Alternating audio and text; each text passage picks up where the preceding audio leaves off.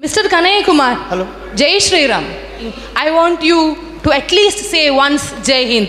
If you please can say Jai Hind once. देखिए, एक तो आपने जय श्री राम कहा है, लेकिन हमारे यहाँ लोग सीताराम बोलते हैं। हाँ.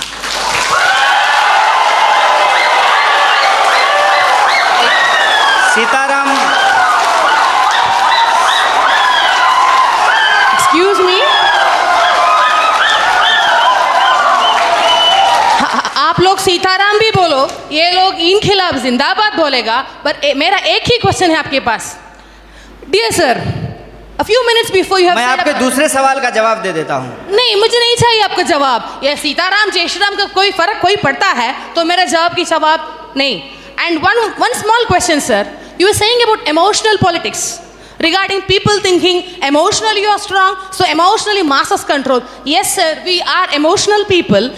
Why don't you stand for one nation? Why don't you stand for one student power? Why don't you represent one?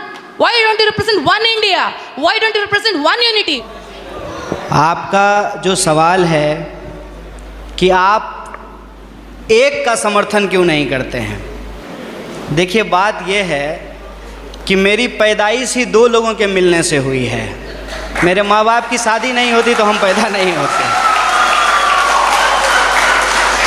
मेरे माँ और बाप दो लोगों की शादी हुई और ऑब्वियसली शादी होने के बाद जो वो किए होंगे उसके चलते हम पैदा हुए हैं, तो उसमें दो लोग मिले हैं।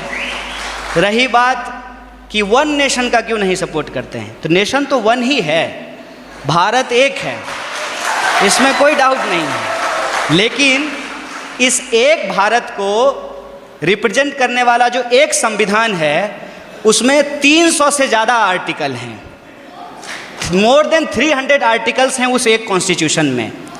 और जो आप कह रहे हैं कि वन नेशन, उस वन नेशन को रिप्रेजेंट करने के लिए जो एक पार्लियामेंट है उसमें भी दो सदन हैं, लोकसभा और राज्यसभा, और उसमें से जो चुन करके लोग जाते हैं उसमें भी कोई एक लोग नहीं जाते हैं, उसमें 545 मेंबर्स जा कर के पहुँचते हैं। तो हमारा जो वननेस है वो वननेस एक्चुअली डाइवर्सिटी को रिप्रेजेंट करता है, उसमें डाइवर्सिटी है। और आपने जो सवाल पूछा जय श्री राम आप बोलिए, ये आपकी आज़ादी है, आप जय श्री राम बोलिए, जय हनुमान बोलिए, आपको जो बोलना है बोलिए, क्योंकि इस बात को बोलने की इजाज़त हमको हमारा संविधान देता है। इसीलिए मैं आपसे ये आग्रह करूँगा कि आप कभी कभी उस संविधान की भी जय बोलिए जो आपको बोलने की आज़ादी देता है। और रही बात मेरी, तो मैं आपको बता दूं, मेरा तो जन्म ही मिथिला में हुआ है। मेरा जो घर है वो घर जिस डिस्ट्रिक्ट से मैं आता हूँ उसका नाम बेगूसराय है और वो मिथिला में होता है। अगर आप मेरे यहाँ आएंगे तो आपको बड़ी आश्चर्य लगेगी।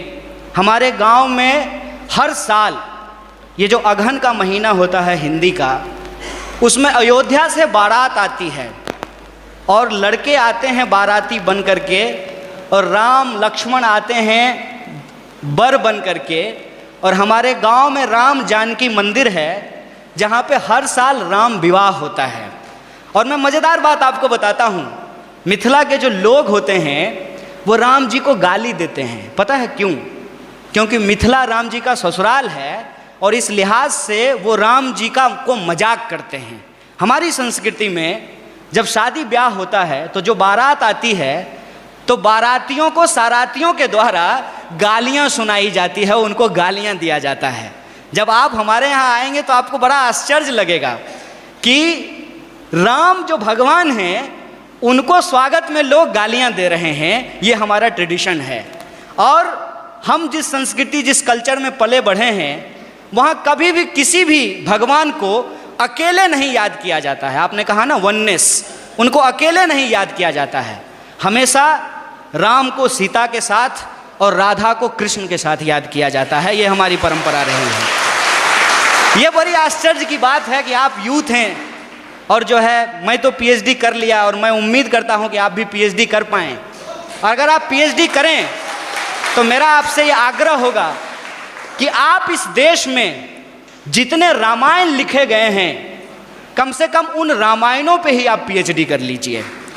और मैं आपको बताता हूं कि हिंदुस्तान में कम से कम 300 से ज़्यादा रामायण लिखे गए हैं, मोर देन 300।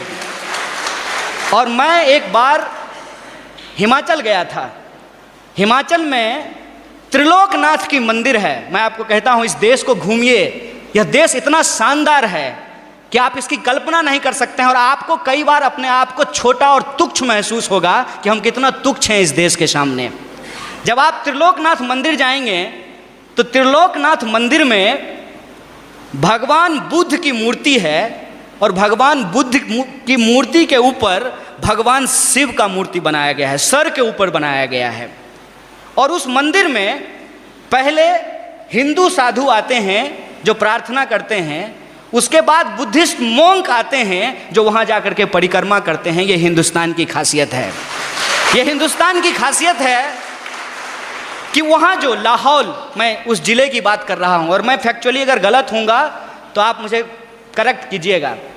लाहौल ज़िले में जहाँ ये मंदिर है, वहाँ की जो भाषा है लाहौली, वहाँ का जो रामायण है जो लाहौली भाषा में लिखी गई है, उस रामायण में सीता का अपहरण रावण नहीं करते हैं, बल्कि रावण सीता के पिताजी हैं। उस रामायण के हिसाब से सीता एक्चुअली रावण की बेटी है लाहौली रामायण के हिसाब से, और राम ने प्रेम विवाह करके सीता से शादी कर ली, इसलिए रावण और राम का युद्ध होता है। ये हिंदुस्तान की खासियत है।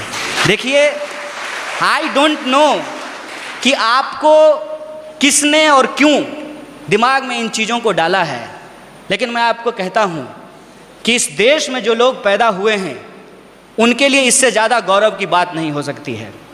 अगर आप हिमाचल जाएंगे तो आपको महसूस होगा कि आप स्विट्ज़रलैंड में हैं, और अगर आप मैंगलोर और गोवा के बीच पे सोएंगे तो आपको लगेगा जैसे मियामी के बीच पे लेटे हुए हैं।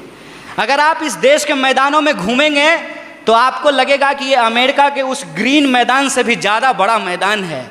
अगर आप दक्षिण के पठारों में घूमेंगे तो इसकी अपनी एक खास बात है।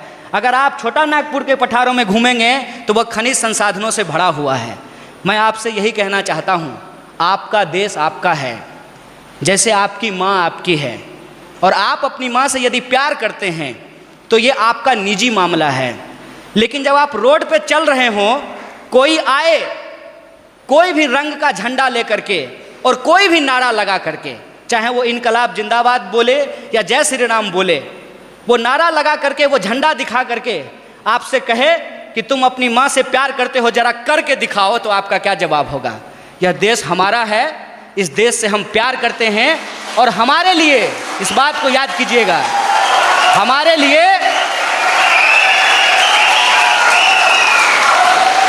लिए प्यार नुमाइश की चीज़ नहीं है। हम प्रेम करते हैं और अपने दिलों में लेकर के घूमते हैं। बहुत बहुत शुक्रिया, बहुत बहुत धन्यवाद।